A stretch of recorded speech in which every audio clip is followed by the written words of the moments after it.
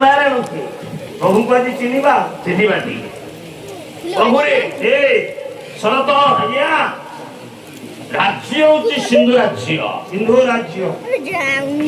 ରାଜ୍ୟରେ ଜଣେ ରାଜା ଥିଲେ କିନ୍ତୁ ସେ ମନୁଷ୍ୟ ନୁହେଁ ସେ କଣ ସେ ଜଣେ ଦୈତ୍ୟ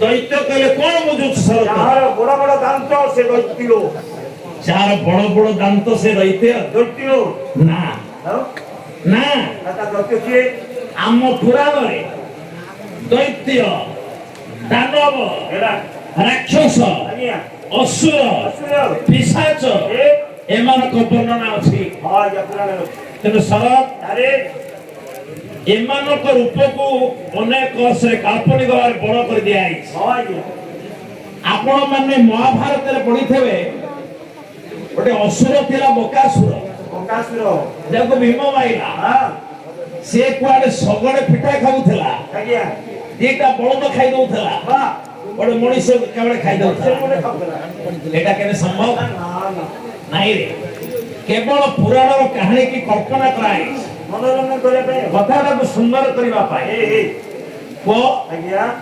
किंतु जदि देखा पड़े पुराण जुगे पुराण भितर कोटी कदापि केमिति गोटे गोटे माँ माने बाबू माने दैत्य के असुर के राक्षस के दानव थिले किंतु जदि ए कलिजुग कथा विचार करबा एटी सब जगह दैत्य अछंती सबु जगह असुर अछंती सबु जगह राक्षस अछंती सबु जगह पिशाच अछंती यदि देखा जाए दया कर ये घड़ी में रखे पिशाच दैत्य दानव असुर अछंती आंगुठी मारी ओटी खाली कर्णमणि खाइ बड़ कहिल अछंती बोली अरे नाही नाही कहियो बने आंगुठी मारी कहिले केही सहिबो आज्ञा मुसेना समत जानी किंतु भीतरटा कौन मु बुझी परे आज्ञा एकता मो मत नुहे आपणकर पश्चिम ओडिशार कवि ये गंगाधर बेहेरा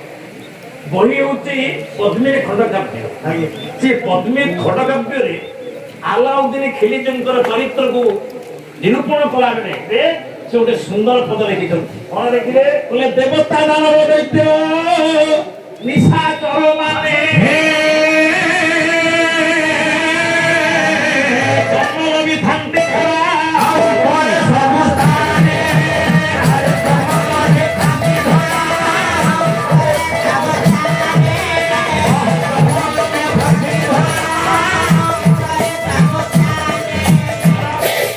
शरत ए घड़ी पर यदि खोजा जाए ए सपार यदि खोजा जाए एटी देवता माने भी अछंती देवता गुणी स्वर्ग न थांती एटी देवता अछंती एटी दानव अछंती एटी दैत्य अछंती एटी पिशाच अछंती एटी राक्षस अछंती किंतु चिने हबनी काई के गया मेहर आउटे पदले कहिले नेत्र बुद्धि शक्ति सेत मानव आकार मानव आकार नेत्र बुद्धि शक्ति सेत मानव आकार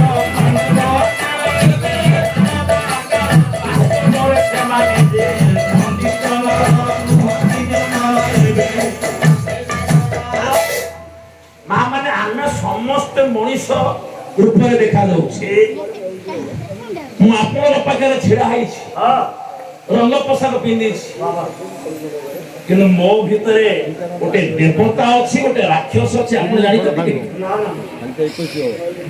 मनुष्य शरीर भितर गोटे पिशाच लुचिकी अच्छी जानी हम गोटे असुर लुचिकी अच्छी जानी हम गोटे राक्षस लुचिकी अच्छी जानी हम आज्ञा किंतु लक्षण जना पड़िबो ए लोकटी दैत्य ए लोकटी मानव ए लोकटी देवता ए लोकटी पिशाच लक्षण कोन मु केतोटी प्रमाण आपको देबी आपण पाला भितर टिके सामाजिक शिक्षा प्रथम चिन्हतो ए गां भितर कि आपण अंचल रे दैत्य की दैत्य को प्रथम चिन्ह जने इंग्रेज साहब को लेखा ये लेखक जने इंग्रेज तारिक नाम होती दास्कर ବହି ହେଉଛି ନିରୁକ୍ତ। ସେ ନିରୁକ୍ତରେ ଦାସ୍କର ଲେଖିଲେ ଦୈତ୍ୟ କିଏ ନା ଆଶାଗତ ମଦତବ୍ୟ ଆକାଶ୍ୟ ପ୍ରତିବାଧକ ସ୍ୱୟଂ ଦତ୍ତ ହରେ ଜେମ ସଦୈତ୍ୟ ପରିକୀର୍ତ୍ତିତ। ଏମିତି ସମାଜର ଲୋକ ଅଛନ୍ତି ଆଶା ଦିଅନ୍ତି ବଡ ବଡ ଆଶା, କିନ୍ତୁ ଦେଖିଲା ବେଳକୁ ସେ ଆଶା ଭାଙ୍ଗି ଦିଅନ୍ତି। ତୋର ଅଭାବ ପଡିଲା ଝିଅ ବାହାଘର କରିବୁ, ଗୋଟେ ଜଣାଶୁଣା ବନ୍ଧୁ ପାଖରେ ପହଞ୍ଚିଲୁ, ମାଗିଲୁ 2 ଲକ୍ଷ ଟଙ୍କା, ବନ୍ଧୁ କହିଲେ ଠିକ ଅଛି ଦେଇଦେ, କିନ୍ତୁ ଠିକ କାମ ବେଳେ ସେ ବନ୍ଧୁଙ୍କର ଦେଖା ନାହିଁ। ଯୋଉ ଲୋକ କଥା ଦେଇ କଥା ନ କରେ, ଯୋଉ ଲୋକ ମାନଙ୍କର ବିବିଟା ମୁହଁ ଆପଣ ଆଖି ବୁଝି ଧରି ନେବେ, ସେ ଲୋକଟା ବୁଝି ଦୈତ୍ୟ। ପ୍ରତିବାଧକ ଆଜ୍ଞା ମୂଲିଆ ମୂଲ ଲାଗୁଥବ, ମୂଲ ଦେଲା ବେଳେ ଯୋଉମାନେ କୁଣ୍ଠିତ ହୁଅନ୍ତି ଦବା ପାଇଁ, ଆରେ ବାପା ଆମେ ପାଲାବାଲା ଅନେକ ବର୍ଷକୁ ଅନେକ ଅନୁଷ୍ଠାନ କରୁଛୁ, 5 ରାତି 7 ରାତି 9 ରାତି ପାଲା କରି 14 ରାତି ଏମିତି ଗୋଟେ ଗୋଟେ ଅନୁଷ୍ଠାନ ସାର ଅଛି।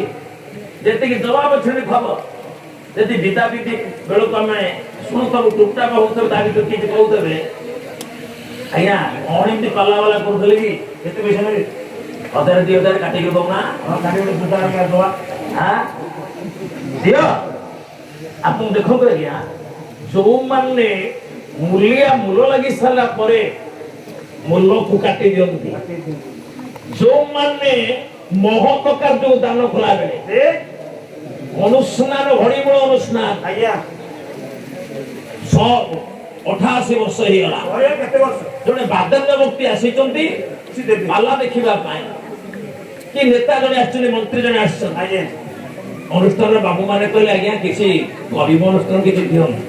ସେ ପକେଟରୁ ବାହାର କରି 10,000 ଟଙ୍କା, ତା ଭିତରୁ ପଛ ଥିବେ ଯୋଉ ମୁଣ୍ଡି ନେତା ହାତ ମାଡ଼ିବ, ସେ କହିବେ କଣ କେତେ ଦେବେ କି ନା 10,000, ନା କାହିଁକି ଏତେ ଦେବେ, ଆଉ ଗୋଟେ ଅନୁଷ୍ଠାନ ପରେ ଯିବା 5,000 ଦଉନାହାନ୍ତି।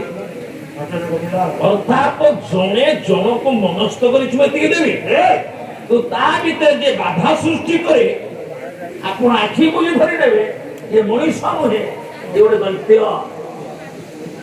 ଆଜ୍ଞା ଏସବୁ ଲକ୍ଷଣ ଅଛି ନା ନାଇଁ ଆପଣ ଜାଣିପାରୁଥିବେ। ପରେ ଇଏ ଗଲା ଦୈତ୍ୟ ଲକ୍ଷଣ।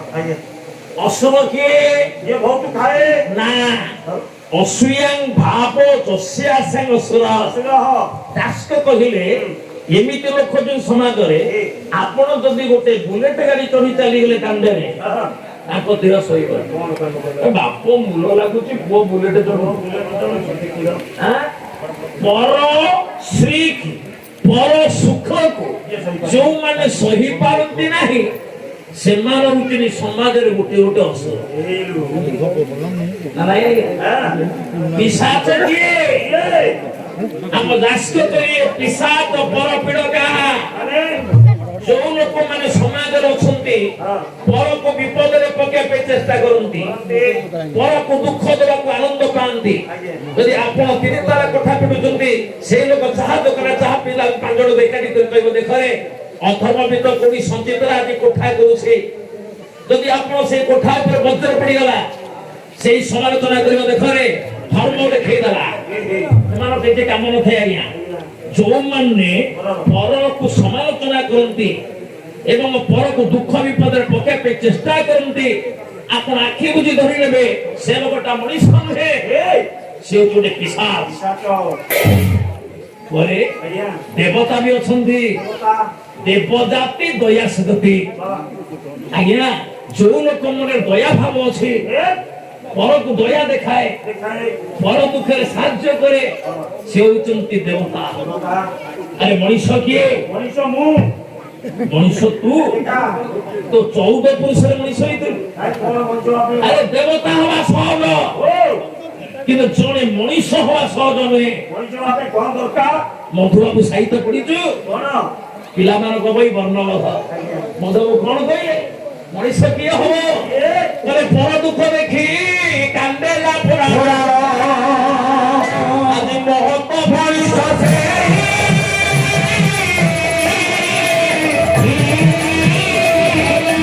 ଭଲ ଲାଗିଛି।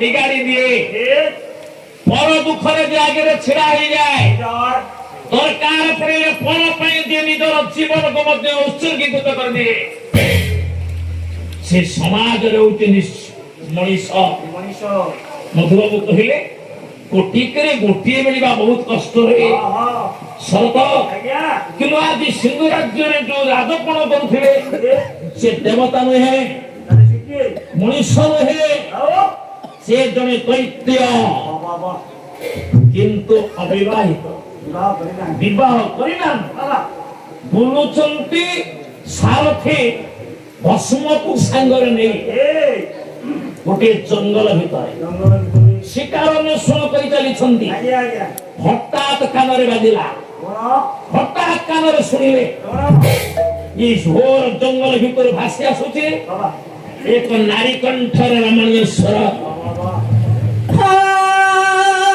ସତ କିନ୍ତୁ ମୋ କାନରେ ଆଜି ପଡୁଛି ଗୋଟେ ନାରୀ କଣ୍ଠର ଅପୂର୍ବ ସ୍ୱର ମାଧୁରୀ ଦେଖିବା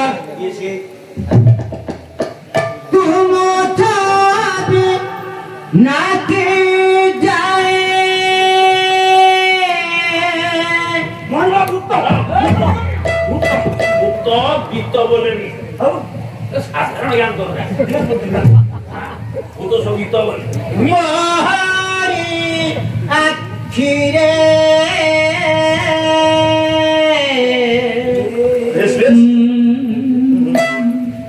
तुम ना रही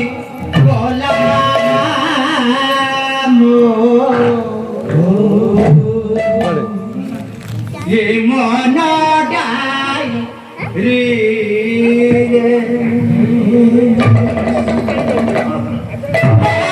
तुम था बिना के जाए मोहरिया तुम ना रही गो